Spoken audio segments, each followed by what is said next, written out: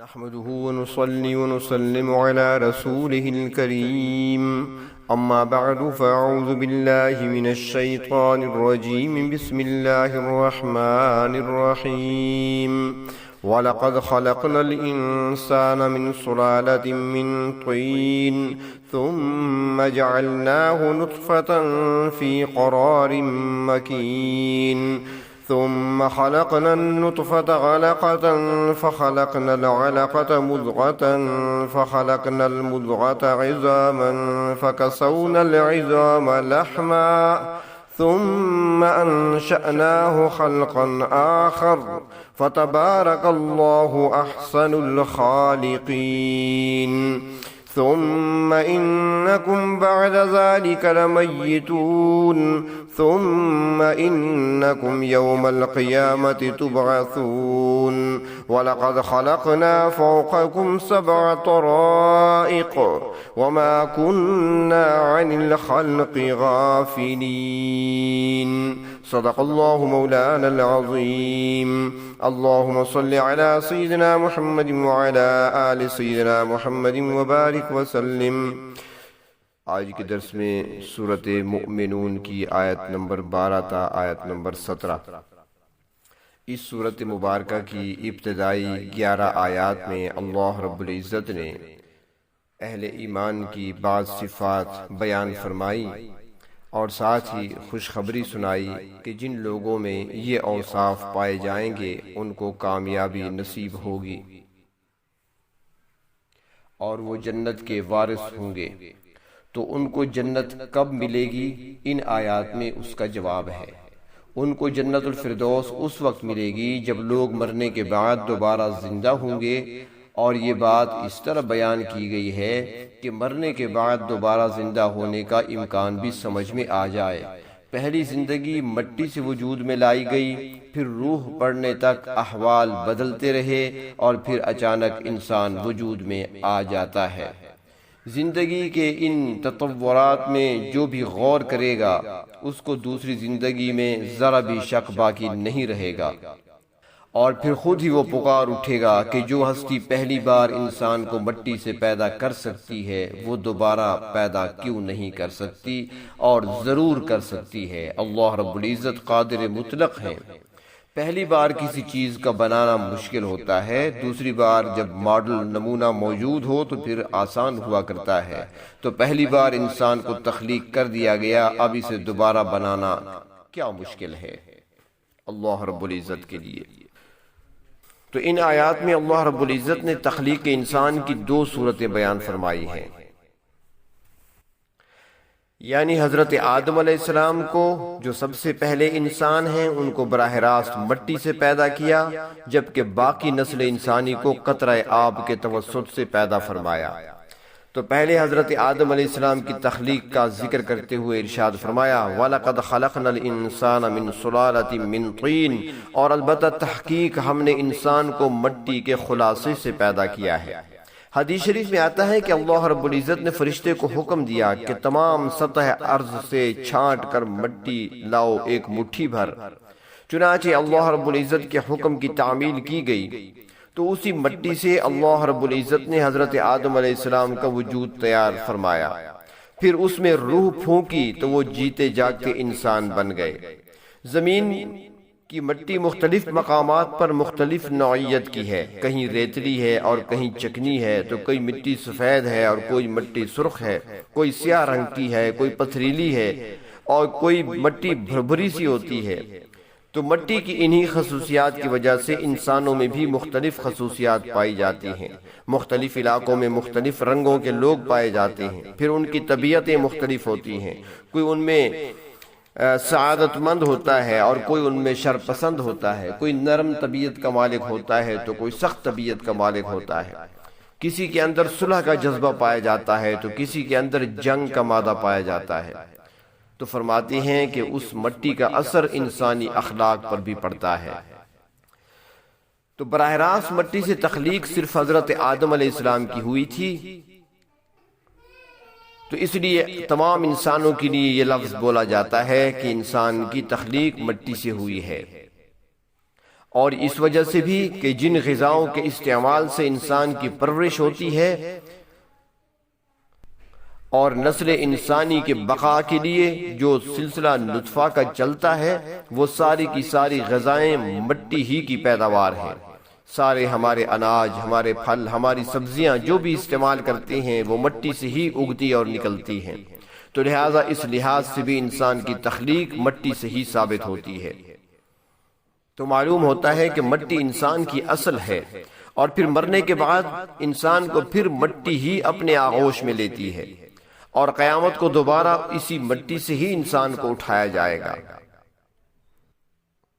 تو مٹی سے ابتدائی تخلیق کا ذکر فرمانے کے بعد اللہ رب العزت نے انسان کے فطری ذریعہ تخلیق کا تذکرہ بھی فرمایا کہ ثم جعلناہ نطفۃ فی قرار مکین، پھر ہم نے اسے قطرہ آب کی شکل میں جمے ہوئے ٹھکانے یعنی رحم مادر میں رکھا۔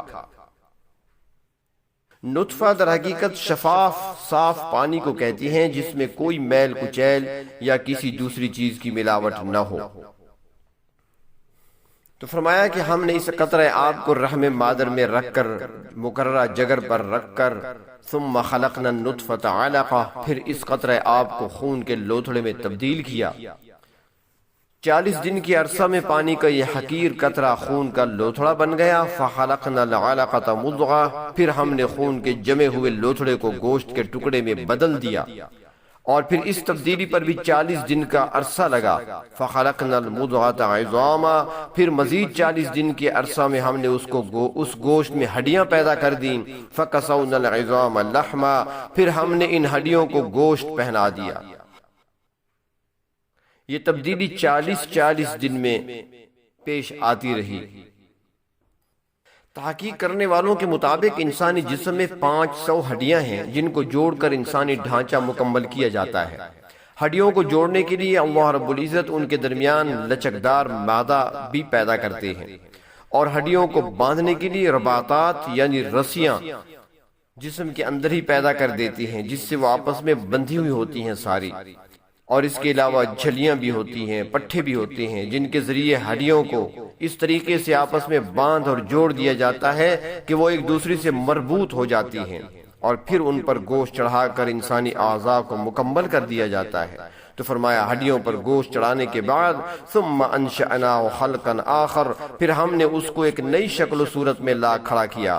جب ڈھانچہ انسان کا مکمل ہو گیا تو پھر جسم پر کھال پیدا ہو گئی، بال اگ آئے، ناخن بن گئے، اور اندرونی بیرونی تمام نشیب و فراز بن گئے۔ تو غور کرنے کا مقام ہے کہ ایک حقیر سا قطرہ آب تھا، تو اسی سے ایک مکمل انسان بنا، جس کی آنکھیں بھی بنی، کان بھی بنے، دل بھی دھڑکنے لگا۔ جب کوئی شخص تخلیق انسانی کی ان مراحل پر غور و فکر کرتا ہے تو اس کی زبان پر بے ساختہ اللہ رب العزت کی حمد کا ترانہ آ جاتا ہے۔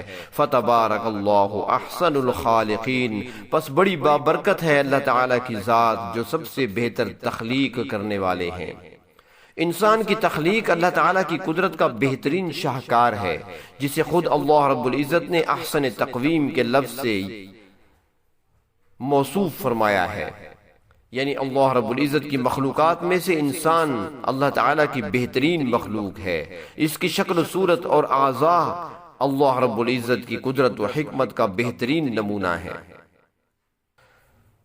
آگے فرمایا ثم انکم بعد ذلک لمیتون، پھر اس کے بعد تمہیں موت آنے والی ہے، کیونکہ اللہ رب العزت کا یہ اٹل فیصلہ ہے کہ کل نفس ذائقۃ الموت، سورۃ آل عمران آیت نمبر 185، کہ ہر ذی روح نے موت کا مزہ چکھنا ہے۔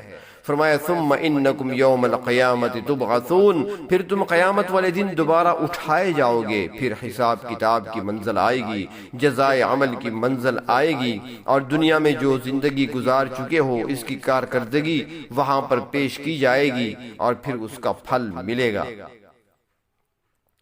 پیدائش آغاز تھا تو اللہ رب العزت نے اس کے ساتھ انجام کا ذکر بھی فرما دیا، اور بتا دیا کہ یہ ساری باتیں اللہ رب العزت کی توحید کے دلائل ہیں، جنہیں دیکھ کر اللہ کی وحدانیت اور قدرت انسان کے سمجھ میں آتی ہے۔ تو انسان کا اندرونی حال بیان کرنے کے بعد اللہ رب العزت نے بیرونی مشاہدات کا تذکرہ بھی فرمایا۔ ارشاد ہوا وَلَقَدْ خَلَقْنَا فَوْقَكُمْ سَبْعَ طَرَائِقَ، ہم نے تمہارے اوپر 7 طبقات بنا ڈالے۔ یہاں پر آسمان کے 7 طبقات مراد ہیں۔ اللہ رب العزت نے ہر طبقہ میں اپنی حکمت کے شواہد رکھے ہیں۔ فرمایا ہم نے ہر چیز کو تخلیق کیا، وَمَا كُنَّا عَنِ الْخَلْقِ غَافِلِينَ، اور ہم اپنی مخلوق سے غافل نہیں ہیں۔ یہ سب کچھ پیدا کر کے اسے ویسے نہیں چھوڑ دیا بلکہ اس کی مسلسل نگہداشت بھی کرتے ہیں، اور ہر مخلوق کے لیے اس کے مناسب حال سامان بھی مہیا کرتے ہیں۔ یہ ہمارے علم و حکمت میں ہے کہ کس کو کیا چیز کس وقت دینی ہے اور کس سے کیا چیز کب روکنی ہے۔ جس نے پیدا کیا ہے وہ اپنی مخلوق سے غافل نہیں ہے۔ ہر جاندار کی روزی کا ذمہ بھی اللہ رب العزت نے اٹھا رکھا ہے اور اس کا واضح اعلان بھی فرما دیا۔ سورۃ ہود آیت نمبر 6 میں ہے وَمَا مِن دَابَّةٍ فِي الْأَرْضِ إِلَّا عَلَى اللَّهِ رِزْقُهَا، وہی اللہ پیدا کرتے ہیں تو روزی کے وسائل بھی مہیا کرتے ہیں۔ یہ سب اللہ تبارک و تعالیٰ کی قدرت کے شاہکار ہیں اور وہ ذات وحدہ لا شریک ہے۔ یہ دلائل قدرت دیکھ کر انسان کو اللہ تعالیٰ کی وحدانیت پر ایمان لے آنا چاہیے تاکہ اسے ہمیشہ کی اور دائمی فلاح نصیب ہو سکے۔ انسان اس دنیا میں نیا پیدا نہیں ہوتا، اس دنیا میں صرف اس کا جسم بنتا ہے۔ اس کی روح پہلے پیدا کی جا چکی ہے اور تمام روحیں عالم ارواح میں ہیں۔ جب اس کے دنیا میں آنے کا وقت آتا ہے تو شکم مادر میں اس کے لیے جسم بنتا ہے، پھر روح اس کی طرف منتقل کر دی جاتی ہے، جس میں انسانی 4 عناصر سے خاص طور پر مٹی سے بنتا ہے، اور اس طرح کہ انسان کے عناصر اربع کی توانائیاں ساری جمع ہو کر انسان کی غذا پیدا ہوتی ہے۔ جب انسان وہ غذا کھاتا ہے تو اس سے خون بنتا ہے، پھر خون کا خاص حصہ مادہ منویہ بننے کے لیے جدا کر لیا جاتا ہے اور پھر اسی سے انسان کا جسم بنتا ہے، اور پھر 40 دن کے وقفے کے بعد اس پانی سے جمع ہوا خون، اور پھر 40 دن کے بعد اسی جمے ہوئے خون سے گوشت کا ٹکڑا، اور پھر اس کے 40 دن کے بعد پھر ہڈیوں کا بننا، اور پھر ہڈیوں پر گوشت کا چڑھنا۔ ہر مرحلہ پہلے والے مرحلے سے مختلف ہوتا ہے۔ جب جسم کی تخلیق ماں کے پیٹ میں مکمل ہو جاتی ہے تو اللہ تبارک و تعالی فرشتہ کو حکم دیتے ہیں کہ وہ عالم ارواح سے متعلقہ روح لا کر اس جسم میں پھونک دیں۔ اس کے بعد انسان زندہ ہو جاتا ہے اور وہ بے جان مادہ عقل و شعور رکھنے والی مخلوق بن جاتا ہے۔ خالق کی کاریگری پر ذرا غور تو کیا جائے، کس طرح بے جان مادہ کو ایک جیتا جاگتا وجود بنا دیا۔ پھر زندگی پڑنے کے بعد بھی ایک وقت تک انسان کو وہیں پر ماں کے پیٹ میں ہی رکھا جاتا ہے، کیونکہ ابھی وہ اس دنیا کی آب و ہوا سہارنے کے قابل نہیں ہوا، اور وہیں پر اس کی ساری ضروریات پوری کی جاتی ہیں۔ کھانے پینے اور سانس لینے کا انتظام بھی کر دیا جاتا ہے، اور پھر جب بچہ پیدا ہوتا ہے، پلتا ہے، بڑھتا ہے اور جوان بن جاتا ہے تو اس کے بعد پھر زوال شروع ہوتا ہے، اور ایک وقت ایسا آتا ہے کہ روح بدن سے جدا کر لی جاتی ہے، اسی کو موت کہتے ہیں۔ روح بدن سے جدا ہو کر عالم ارواح میں پہنچ جاتی ہے اور جسم انسان کا وہ مٹی کے حوالے کر دیا جاتا ہے، کیونکہ مٹی سے انسان پیدا ہوا تھا۔ اور پھر جب قیامت کا دن آئے گا تو پہلے جسم والے اجزاء ہی سے دوبارہ جسم بنایا جائے گا اور پہلے سے کہیں زیادہ طاقتور بنایا جائے گا۔ جب جسم تیار ہو جائیں گے تو روحیں بھی ان میں ڈال دی جائیں گی اور انسان دوبارہ زندہ ہو جائیں گے، اور آخرت کی زندگی شروع ہو جائے گی جو ہمیشہ کی زندگی ہے، اور اس کے بعد پھر کبھی موت نہیں آئے گی۔ زندگی کی ڈور اللہ کے ہاتھ میں ہے، جب چاہیں ڈھیلی چھوڑ دیں، جب چاہیں کھینچ لیں۔ اللہ تبارک و تعالی اپنی اطاعت اور اپنی رضا والی زندگی نصیب فرمائیں، اور دنیا کی شرمندگی اور رسوائی سے بھی بچائیں، اور آخرت کی شرمندگی اور رسوائی سے بھی بچائیں۔ وآخر دعوانا ان الحمد للہ رب العالمین۔